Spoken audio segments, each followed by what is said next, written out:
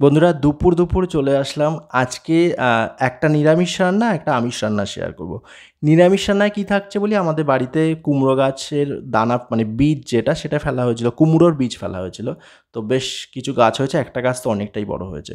তো কুমড়ো গাছের যে শাখাগুলো বেরোয়, বেশ একটা বড় হয়েছিল এদিক ওদিক করে, তো সেটা একটু কেটে নিয়েছিলাম। নিয়ে আজকে সমস্ত সবজি দিয়ে বেগুন, আলু, কাঁঠালের বীজ ছিল, কাঁচকলা ছিল, কচু ছিল, সমস্ত কিছু দিয়ে একটা নিরামিষ রান্না করব। সাথে থাকছে হচ্ছে জ্যান্ত মাছ নিয়েছিলাম, মানে মাছ নিয়ে এসেছিলাম বাজার থেকে, বাটা মাছ, ছোটো ছোটো বাটা মাছ আর কি। তো বেশ অনেকটাই পেয়ে গেলাম 60 টাকার মধ্যে। তো সেটাই নিয়ে এসেছিলাম, ভালো করে কাটিয়েই নিয়ে এসেছিলাম, নিয়ে বাড়িতে ভালো করে ধুয়ে নুন আর হলুদ মাখিয়ে নিচ্ছি। তো এই বাটা মাছ দিয়ে একদম ঝাল ঝাল একটা মাখা মাখা ঝাল করব, মানে আলু দিয়ে একটা মাখা মাখা তরকারি করব। তার জন্য এখানে আদা রসুন পেঁয়াজ কাঁচা লঙ্কা জিরে বেটে নেওয়া হয়েছে, সাথে আলু ধুয়ে নিয়েছি, একদম সরু সরু করে আলু ধুয়ে নিয়েছি। প্রথমেই কড়াইতে আমি একটুখানি তেলের মধ্যে বড়ি ভেজে নিচ্ছি, কারণ নিরামিষ যে কুমড়ো শাকটা করবো আজকে। তো বাড়ির জিনিসের স্বাদ একটা অন্যরকম থাকে, কারণ সেরকম কোনো সার তো দেওয়া নেই, নিজে থেকে বড় হচ্ছে আস্তে আস্তে। জল আমি প্রত্যেক দিন দিই, যত্নটা করি, এটা সত্যি কথা। আমার বাড়িতে যত রকম ফুল গাছ আছে বা ফল গাছ টুকটাক যা আছে, আমি যত্ন করার চেষ্টা করি যতটুকু আমি পারি আর কি, মানে আমি যতটুকু জানি। আর এদিকে রান্নায় প্রথমে যেটা করলাম, একটুখানি প্রথমেই যেহেতু কুমড়ো শাকটা করবো নিরামিষ, একটু বড়ি ভেজে নিলাম, পাঁচফোড়ন, শুকনো লঙ্কা, কাঁচা লঙ্কা, তেজপাতা একটুখানি ফোড়নে দিলাম, দিয়ে শাক সহকারে সমস্তটাই দিয়ে দিচ্ছি। বেগুনও দিয়েছি একটা, অর্ধেকটা ছোট্ট বেগুন, মানে একটা গোটা বেগুনে অর্ধেকটা দিয়েছি ছোটো ছোটো করে কেটে আর কি। যেহেতু নিরামিষ তরকারি আর বাড়ির গাছের সবজি, মানে কুমড়ো গাছটা বাড়িতেই হয়েছিল, সেটাই রান্না করছি। তো আজকে সেদ্ধ করলাম না, একবারে ফোড়ন দিয়ে বসিলাম, সাথে নুন হলুদ একটু মিষ্টি মানে চিনি দেবো, বেশ ভালো লাগবে খেতে। ব্যাস জল দিয়ে নেড়ে চেড়ে বসিয়ে দেবো।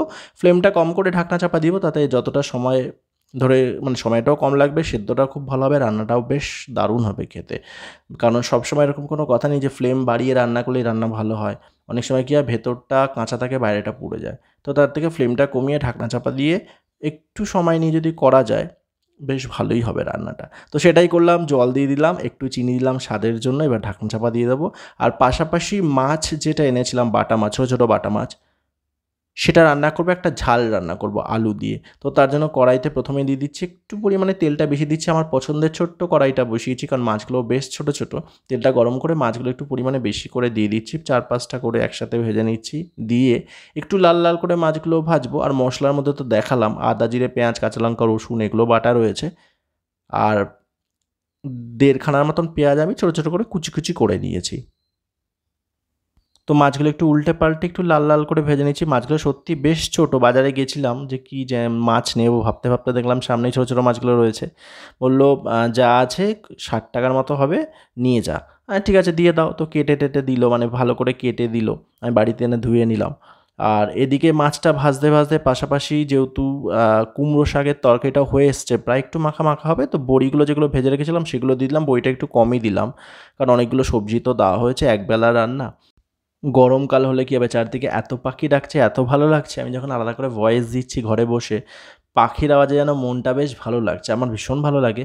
তো যাই হোক, রান্নাবান্না করতে করতে পাখির আওয়াজ শুনছিলাম, ঘরের টুকটাক কাজও করছিলাম। তো আলুগুলো ভাজা হয়ে গেছে, আলুগুলো নামিয়ে তেলের মধ্যে শুকনো লঙ্কা দিলাম, একটু জিরে ফোড়ন দেবো, দিয়ে পেঁয়াজ যেটা কুচিয়ে রেখেছিলাম সেই কুচনো পেঁয়াজটা দিয়ে একটু নুন দিয়ে লাল লাল করে ভেজে নেব।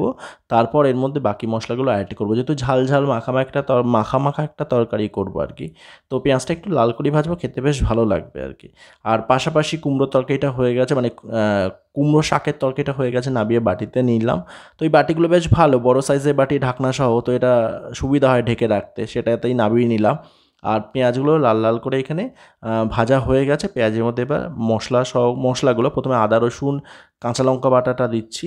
এবার পরপর দিয়ে দেবো হচ্ছে আদা জিরে রসুনের যে রসুন আর আদার যে একটা গন্ধ থাকে, সেটা পেঁয়াজেরও যে একটা গন্ধ থাকে, সেই গন্ধটা চলে যাওয়ার পর আমি জিরে বাটাটা দিয়ে দিলাম। ঝালটা আমি কাঁচা লঙ্কা 5টার মতো দিয়েছিলাম ঝালের জন্য, আর শুকনো লঙ্কা তাটা চিড়ে দিয়ে দিয়েছি।